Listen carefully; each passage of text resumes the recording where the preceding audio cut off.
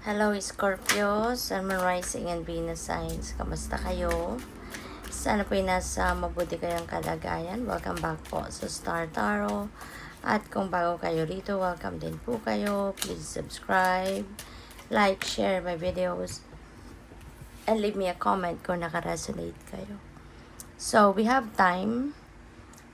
Embrace in the dewdrops of life before they disappear with the morning sun. Ayan. So, parang sinasabi dito sa inyo, Scorpio, na you need to take advantage of every opportunity na meron kayo.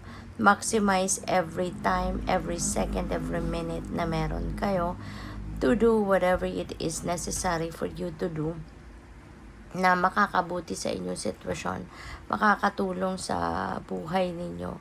Yung ganon. Yung mapapakinabangan talaga ninyo. Okay? So, we have change. Falling leaves do not signify the end but the beginning of a fruitful season. Ayan. So, may pagbabago. You know? Merong pagbabago na magaganap. And this reminds you na life is a cycle talaga. Diba? Merong mga bagay na nagtatapos because there are new things that are about to start or about to begin. Diba? And in this case, ganun nga yung mangyayari. May pagbabago, merong mga bagay na sisimulan kayo sa ngayon. And, diba? So, kailangan, no, na meron kayong putulin, meron kayong aalisin, no? And for sure, these are the things, our situation or tao na it doesn't serve your highest good anymore. Kaya bakit mo pa ikikip sa buhay mo? Bakit mo pa ikikip sa sarili mo?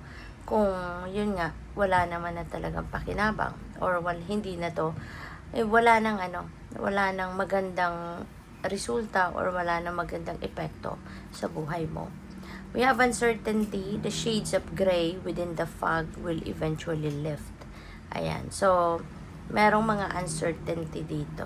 No? Maaaring may mga bagay na hindi kayo sigurado kung anong mangyayari, anong dadating, how it's going to unfold. So, kaya siguro ngayon meron din mga bagay na gusto kayong gawan pero hindi rin ninyo nasisimulan because you don't know, diba? Kung ano ang pwedeng maging resulta nito, ano magiging epekto nito sa buhay mo. So, maybe kailangan mo pa na mag-antay, mag-antay pa ng konting panahon para na masigurado mo kahit papaano or maging clear sa isip mo, diba, kung papaano mo to gagawin. So, by the way, maraming salamat for subscribing, and if you haven't subscribed yet, subscribe na kayo. And also, maraming salamat din for not skipping the ads.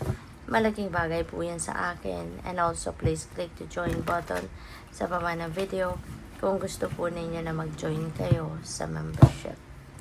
So, what else? We have 5 of spring. Ayan. So, maaari meron ditong hindi kayo pagkakaintindihan with another person or with a group of people. Maaaring meron ditong diskusyon, meron kayong hindi pagkakaunawaan ng kung sino man, no? Kaya pwede rin, no, na baka meron ditong pag-uusap eventually na mangyayari. You just need to calm down muna.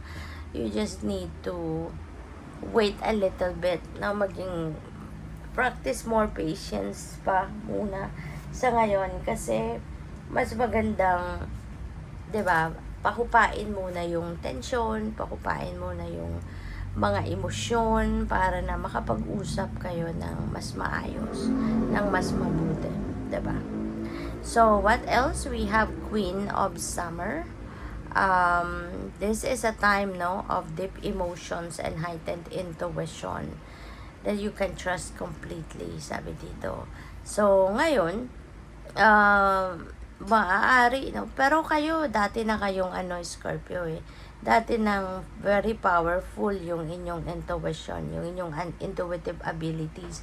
Kayo yung isa sa may pinakamalakas, no, na intuitive abilities sa lahat ng signs. Kaya very powerful yung intuition ninyo. Ngayon, mas lalo pa, no? Mas malalo pang madadagdagan yung inyong and yung lakas ng intuition ninyo. Mas heightened ito sa ngayon.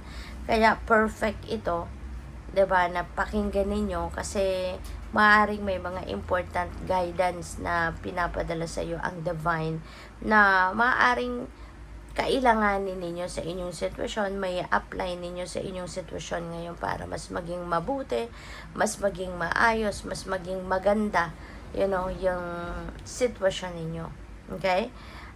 Kasi guidance ito, 'di ba? Yung intuition is guidance. That's coming from the divine, no? Nagabay. Kaya mas yun ang dapat na pagtiwalaan ninyo, pakinggan ninyo at sundin ninyo, 'di ba? And also, since si Queen of Summer is a mother archetype, maaari na ang iba sa inyo rito will be very caring, will be very nurturing, di ba? Sa iba, maaaring baka trabaho ninyo yon, baka trabaho ninyo yung pag-aalaga, baka you are a caregiver, you're a nurse, mga ganyan. Or baka meron din kayong mga sariling pamilya na talagang inaalagaan ninyo. Maaaring meron kunyari kayong mga magulang, 'di ba? Na under your care, pwedeng ganun din. Pero ang paalalang importante sa inyo dito na wag lang kayong mag-focus doon sa pag-aalaga sa ibang tao. Also, kailangan mo din na alagaan ang inyong sarili. Kasi mauubusan ka ng lakas. If you are only focusing on taking care of other people, papaano ka naman? Papaano kung energy drained ka na? Papaano kung exhausted ka na? So, how can you perform the job, diba, na pag-aalaga sa iba kung ikaw nga wala ka ng lakas? Kaya kailangan, na while you are taking care of other people, also don't forget to take care of yourself. Okay? So, what else? We have the dreamer. Meron ditong bagong ganap. You are going to start something new in your life.